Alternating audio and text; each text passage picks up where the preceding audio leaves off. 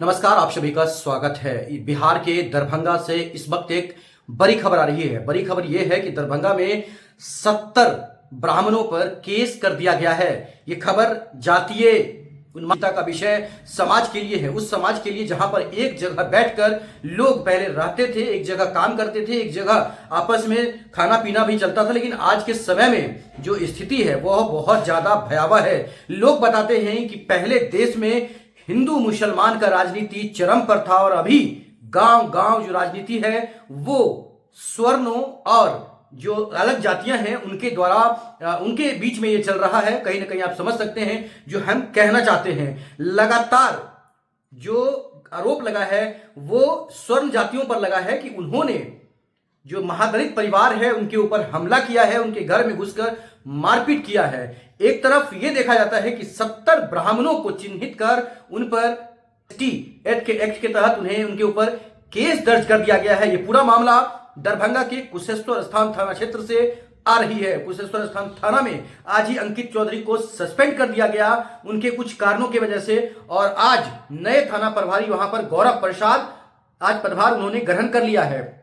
लेकिन जो खबर आ रही है उसमें हिला देने वाली खबर है। लोग चर्चा का विषय बन गया है। गांव गांव समझ में लोग चिंता में है कि आखिरकार कैसे जो ब्राह्मण है वो कैसे रहेंगे। आखिरकार ये जो एक्ट है, इस एक्ट से लोग परेशान हैं। तो आपने देखा होगा कि कुछ दिन पहले ही यूजीसी एक्ट के वजह से लोग पूरे देश भर में उबाल मचा दिया था, और अब इस एक्ट की वजह से गांव गांव जो चर्चा बना हुआ है कि छोटी छोटी बातों पर लोगों पर नहीं होता है तो सिर्फ और सिर्फ ये एक्ट लगा दीजिए, लोग डर कर गांव छोड़कर भाग जाएंगे।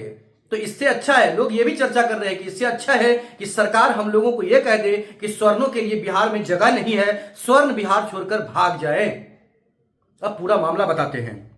कुशेश्वर स्थान थाना क्षेत्र से आ रही है, जिसमें बताया जा रहा है कि थाना क्षेत्र के हरिनगर गांव में खासकर मजदूरी के बकाया पैसे को लेकर हुए विवाद ने हिंसक रूप ले लिया था।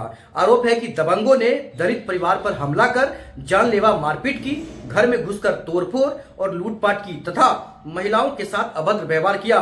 इस मामले में पुलिस ने 70 नामजद और 100 से 150 अज्ञात लोगों के खिलाफ गंभीर धाराओं में प्राथमिकी दर्ज कर लिया है। मतलब आप समझ सकते हैं कि 70 लोग तो नामजद ब्राह्मण हैं और उसके अलावा 150 ऐसे ब्राह्मण हैं जिनका नाम कहीं से भी बैठकर किसी का भी डाल दिया जाएगा और आप उस एक्ट में पीसते हुए चले जाएंगे।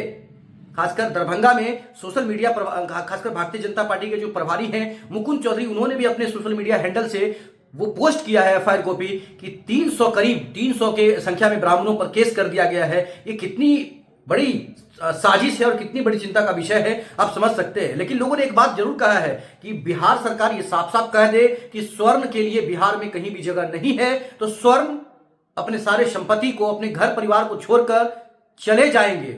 लोग लगातार सवाल सरकार से कर रहे हैं कि आखिरकार ये सरकार, ऐसा सरकार क्यों कि किसी को कुछ बांटा जा रहा है।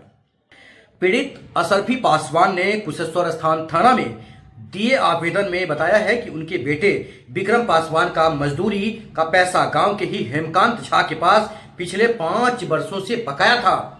इसी विवाद को लेकर 30 जनवरी 2026 को पंचायती हुई थी, जहां कहा सुनी और तनाव बढ़ गया।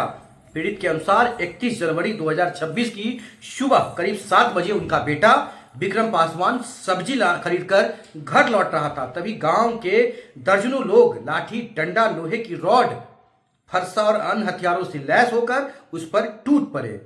जान से मारने की नियत से पीछा करते हुए आरोपियों ने उसे घर तक खदेड़ा और घर में घुसकर बेरहमी से पीटा। हमले में विक्रम पासवान गंभीर रूप से घायल होकर बेहोश हो गया था। इसी के बाद दोनों पक्षों में जबरदस्त मारपीट हुआ था और उसी दिन 12 लोग गिरफ्तार हुए थे, 11 लोग घायल हुए थे। लेकिन अब जो मामला सामने आ रहा है वो इस एक्ट के तहत, SC/ST एक्ट के तहत जो है लगभग 70 ब्राह्मणों पर केस दर्ज कर दिया गया है। और ये सभी ब्राह्मण गांव क्या इस दुनिया मतलब इस बिहार को छोड़कर भागने के लिए तैयार हैं, ऐसा लोगों ने बताया है फोन करके। और साथ में 150 ऐसे ब्राह्मण हैं जिनको आगे आने वाले दिनों में समय समय पर उनका नाम दे दिया जाएगा। समझ सकते हैं उनके परिवारों का। और ये जो महादलित परिवार है इनके साथ भी अन्याय हो रहा था, इनके साथ न्याय नहीं हो रहा था। अगर पैसा आपके पास बचा हुआ है तो आपको पैसा देने में दिक्कत क्या है भाई? दबंगाई दिखाते हैं। दबंगई का जमाना नहीं है। अगर आपके यहाँ कोई काम किया है, मजदूरी किया है, तो उसे पैसा दीजिए, उसके समय पर पैसा दीजिए, उसका भी परिवार चलेगा।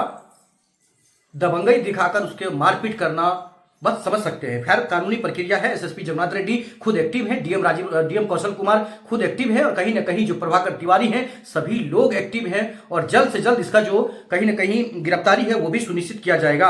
आपको बता दें कि पहला नाम हेमकांत झा, ओम प्रकाश झा, जो 70 ब्राह्मणों पर जो केस दर्ज हुआ है, इसमें सबसे पहला नाम हेमकांत झा, ओम प्रकाश झा, तीसरा श्रीनाथ, खासकर फूलकांत झा, सुधांशु झा, नमामि शंकर झा, पेशर अरुण झा, प्रहलाद कुमार झा, प्रहलाद झा, रूना, लालू झा, सतीश झा, शिवम, पंकज झा, हरिबोल मिश्रा, मनोज मिश्रा 16 साल, और शंभू मिश्रा 17, बीजो मिश्र 18, धीरज झा 19, मिट्टू झा 20, भास्कर झा 21, पवन झा 22, सौरभ मिश्रा 23, मनीष झा 24, रविशंकर मिश्र 25, लोपित झा 26, आशीष झा 27, दयाल झा 28, बिजली मिश्र 29, लाल मिश्र 30, रूपन झा 31, श्रवण झा 32, नीतीश झा 33, मतलब बता रहे हैं ये उनका उम्र है। सूरज झा 34 और नवनीत 35, प्रकाश मिश्र 36, सत्यम झा 37,